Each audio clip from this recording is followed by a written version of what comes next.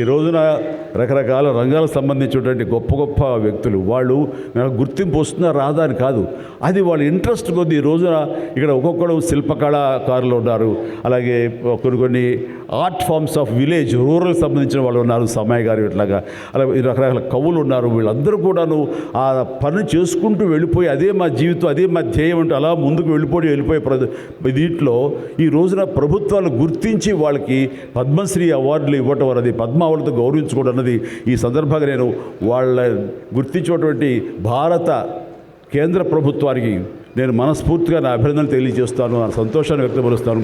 దీనికి మరీ ముఖ్యంగా మన ప్రియతమ నరేంద్ర మోడీ గారు ప్రధానమంత్రి, ఆయన దీన్ని గుర్తించి అలాగా ఇవ్వడం జరిగింది. ఇక్కడ ఒక విషయం చెప్పొచ్చో చెప్పకూడదో తెలియదు, కానీ ఒక విషయం చెప్తాను. మధ్యాహ్నం నాకు అవార్డు మీకు ఇవ్వాలనుకుంటున్నాము, మీకు మీ కన్ఫర్మేషన్ కానీ మీ యొక్క ఆమోదం మాకు తెలియాలంటూ హోమ్ డిపార్ట్మెంట్ నుంచి ఫోన్ ఇచ్చినప్పుడు ఒక షాకు లోన్ అయ్యాను. అప్పటికి ముందు నుంచి స్పెక్యులేషన్స్ ఉన్నాయి, కానీ నాకు ఇవన్నీ కూడా వస్తాయి లేవో అనే దాని మీద ఎప్పుడో మీమాంస ఉండింది నాకు. వాళ్ళు చెప్పగానే సంతోషించాను. సో ఈవినింగ్ ఎన్నింటికి వస్తుందని వాళ్ళు 6-7 o'clock వస్తుంటే అప్పటి నుంచి అలా టీవీలు ముందు కూర్చున్నాను. సో కొంతసేపు చూసేసరికి రాలేదు ఆ వచ్చినాయి అని గబగబా నేను సర్దుకుని కూర్చుంటే ముందు పద్మశ్రీ అవార్డులు ఒక 34-36 వచ్చినాయి. ఆ తర్వాత నెక్స్ట్ మందే కదా అనుకుంటూ అందరూ సర్దుగా రెండు పిల్లలు గొడవ చేయకుండా కూర్చోటరే ఇష్యూగా నా పేరు వస్తుంది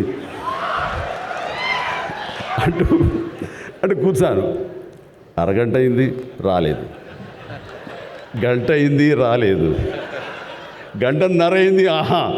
ఓరి బాబు ఏంటిది, ఏదైనా తిరిగి ఏమైనా మారుస్తారా, మనకి వచ్చే అవకాశం లేదని చిన్న మీమాంసలో ఉన్నారు.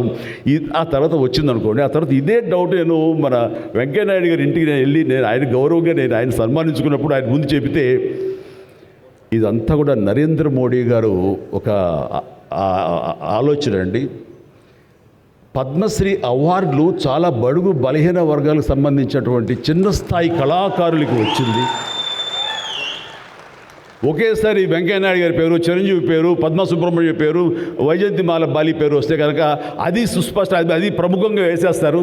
అలా వేసినప్పుడు వీళ్ళ గురించి ఎవరు చెప్పుకుంటారు? కాబట్టి వీళ్ళ గురించి చెప్పుకోవాలి అంటే గంటన్నర టైం మధ్యలో గ్యాప్ ఇవ్వండి. గంటన్నర వరకు వాళ్ళ గురించి చర్చ జరుగుతుంది. వాళ్ళు ఎవరు అంటారు, ఇక్కడ సమ్మయ్య ఎవరు, ఆచార్య గారు ఎవరు, ఇలా పేర్లని చెప్పుకుంటూ వాళ్ళ గురించి ఆలోచిస్తారు, చర్చించుకుంటారు. వాళ్ళకి గుర్తింపు వస్తుంది. అది రిజిస్టర్ అయిన తర్వాత దెన్ చిరంజీవి వెంకయ్యనాయుడు గారు ఏంటప్పుడు ఇష్టం అన్నారు. అది నిజంగా గొప్ప ఆలోచన, గొప్ప ఇది. వారి గురించి తెలుసుకున్న తర్వాత నాకు నరేంద్ర మోడీ గారి మీద గౌరవం మరింత పెరిగింది ఆయన ఆలోచించి.